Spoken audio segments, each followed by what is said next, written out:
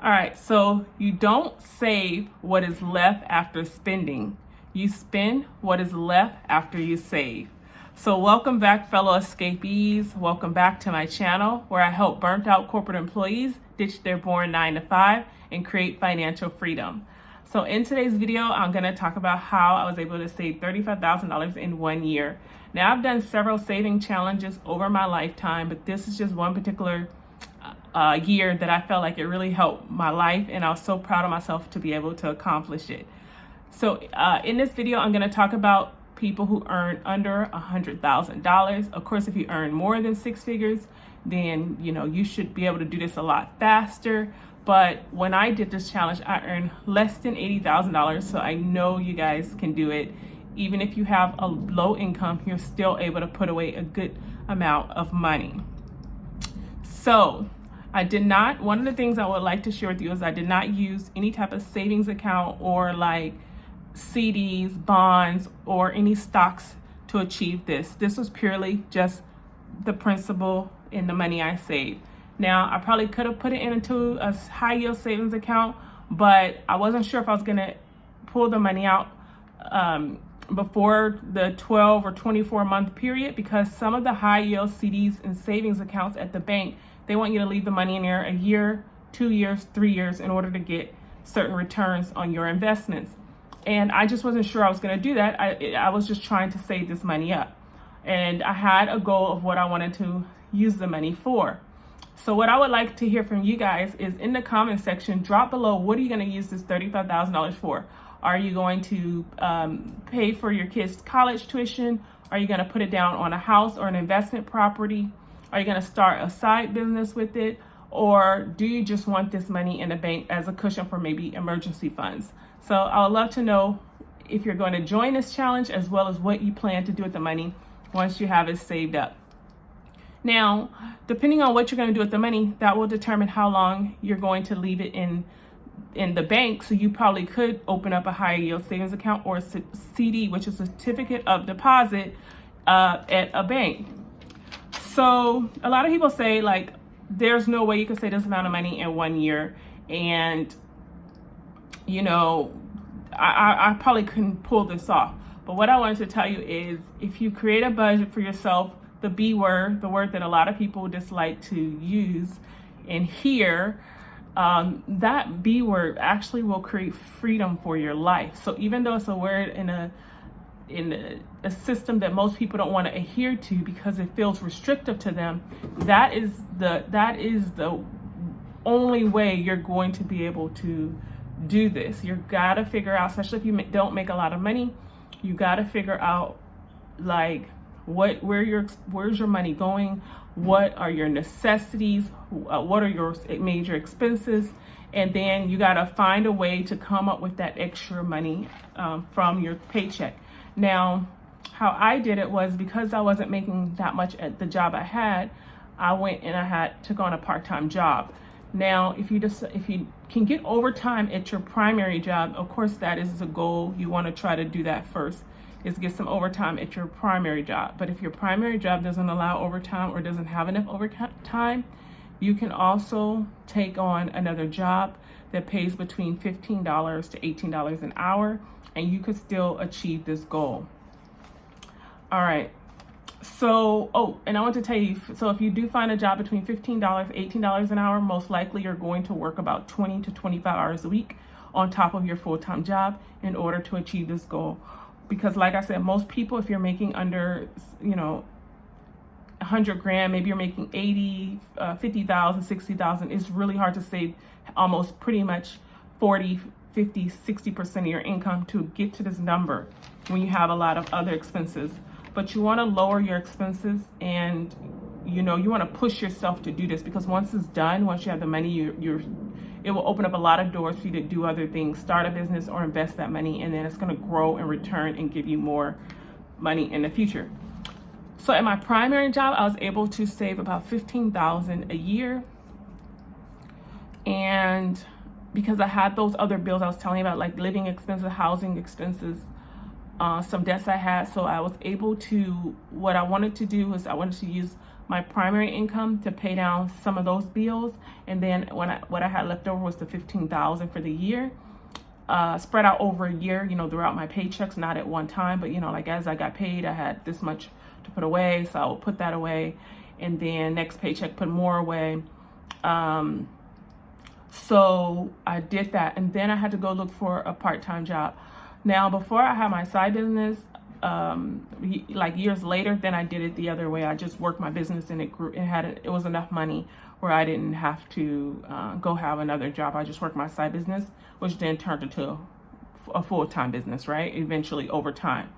But this is when I was first getting started, so I wanted to push myself and see how much I can put in the bank. And I was really surprised, especially because of my income. I was really surprised that I was able to do it, and I was really shocked at how much it was. I just didn't think I can, in the beginning, because it was my first time doing it, I didn't think that I could put so much away. But I found so many ways to cut expenses and reduce some debt. So once your debt is, certain debts or credit cards were paid off, then the following couple of months later, it gave me more income to put towards the savings. So it was I just had to push myself, and if you push yourself, it is possible. So then, like I said, I found the second job, and then it was part-time, and then I would work, some weeks I would work less hours because they would only have less hours, and then some weeks I would, it'll be like during the holiday season or busy season, and then I could put in some more hours, and then over the year, it gave me that extra $20,000. So then with the $20,000 and the $15,000, that is how I got to the $35,000. You can also use gig apps are really good for this. Some of them, I think, because the job market, the way things are, I heard they were over saturated right now. But in your market, some of the gig apps may make sense for you to do it, but you got to really think about the gas and the wear and tear on your vehicle. If you notice that you're bringing in 50, 80, $100 during DoorDash, doing what is it called, Instacart, Uber Eats, Grubhub, any of that, Lyft, Uber, whatever, if you notice that you're not really making enough money and all you're doing is spending money on gas, you're in the negative, and plus that wear and tear on your car is just going to destroy your car. You're not coming out ahead. So it might be better for you to get a job where you're parked, like you can go into a building, maybe like a warehouse job in the evening, UPS job in the evening shifts, FedEx jobs, Amazon warehouse type of jobs, grocery store stocking at the grocery store, cashiering at the grocery store, retail store jobs, whatever, dog walking, babysitting, whatever you can find on the weekend, nights, and evenings, because I'm assuming you have a corporate job, which means you work at 8 to 5 hours, 9 to 5 kind of hours. So you'll probably have to find something on the nights and weekends, or you're going to have to start a side business where you're bringing in money to be able to achieve this goal. What else do I want to tell you guys about this? You can use so this is another good way to get this money even faster than the way I got my money. So of course, if you have your 401k at work, once you put your money into your 401k, the company is going to match it, and then you're also going to get some gains from the market. So let's just say you put in $15,000. You can, and let's say I didn't get the second job, I just put in the $15,000. Then my company will probably give me about another $6,000. And then the gains from the market, if you have some good funds in your 401k, because like I speak about in some of the other videos, you have to know what kind of funds are in your 401k, because if you do not know, you may have funds that have high fees that aren't doing, don't have good average returns, or, they are not diversified enough for you to get the kind of return that you want. But if you do have good funds with, not high expense ratios, and they are, you have some growth funds and some dividend paying funds in your 401k, then usually if you get 8 to 12% return from those funds, you're looking at about another $5 to $8 grand there. So that's going to get you to that 30 grand fast. The only thing about those funds is you're not going to be able to borrow against that. You can borrow against that money, but you're not going to be able to withdraw that money without penalty, or unless you left that job. So most jobs, you will have to leave your job in order to get access to that money fully, Or if you're buying your first home, they allow you to take money out, and I believe this is without penalty, but double check with the tax accountant, because rules do change, and I don't know when you're going to watch this video, but they do allow you to borrow the money for emergency, I think serious medical emergencies, and or buying a home. So then you could borrow the money. And I believe it's like I said, when it's your home, you don't have to pay it back or something like that, but just double check on that. But if you need this money to start a business or do something else, and you need it fully without paying it back to paying it back to your job or your 401k plan, then I would just do it the way I did it, where I just saved it into it was in a checking account. Actually, I didn't even open up a savings account, which I should have done to get a little bit of return, but I didn't do that because I knew I was going to need to access it really faster than what the CD terms were. So yeah, I think that's, that will be a good way for you to do it, is if you need it fast, which most people do before retirement, is just to put it in a high yield savings account or a CD or in a checking account and just do it that way. But it's not as hard as you guys think. If you've never done it before, it's not as hard as you guys think. It's just discipline. Instead of going out buying stuff first, and then spending all your money and then trying to figure out what you have left over to save, you just do it the opposite way. You just take the money off the top, just like the IRS will do to you when you get your check. If you're W-2, they will take your check. They do not let you touch it. They do not let you smell it. They don't let you see the money before they just take it out of have your employer take it out of your check. Because the IRS figured out many, many years ago, when they were setting up the taxation system, that the American people, when they asked them to pay their taxes, they would not do it.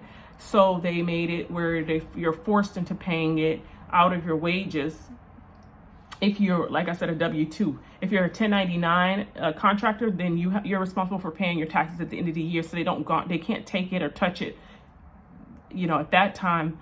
But they do expect it, at the end of the year or whatever. But if you're W-2, they're going to take it off the top. And when you are serious about your finances and your financial freedom, you will take your money off the top and you'll start putting it away for yourself. You won't. When you get serious, a lot of people reach out to me when they're either they are ready to just start a financial plan, right? Or they're just in a desperate situation. They lost their job, or they've hit rock bottom and they don't want to go through that again. And that's when they reach out. And don't wait for that to happen. I always say that in other videos. Don't wait for that to happen. Start doing your plan like now, today. Like don't let yourself get pushed into a corner where your financial situation is so bad that now you're like, oh, now I need to start planning my corporate escape. Now I just lost my job. So now I need to take this more serious. Or I'm over 40 now. I need to 50 years old, 60 years old. Now I need to take this more serious. You need to take this serious as soon as you get a paycheck. Like, paychecks are not guaranteed to anybody. So you can't keep going through life thinking a job is going to be there for you. A paycheck's going to be there, and every 2 weeks you're guaranteed some kind of paycheck. So if you take this serious today and start getting the discipline and the habit of building out a fund and money for yourself, it will make things so much easier for you going into the future. So that's all I want to share in today's video. Thank you guys so much for watching. Make sure you hit that like and subscribe button if you want to join the Escapee movement, and hit that bell notifications to get alerts from YouTube of when I upload the next video. And I'm uploading videos weekly to help you with your escape plan. And if you need any help with it, you can always watch my free webinar and reach out to me by email on the About Me section of the YouTube page, and I'll be happy to help you with your escape plan. All right, you guys, see you in the next video.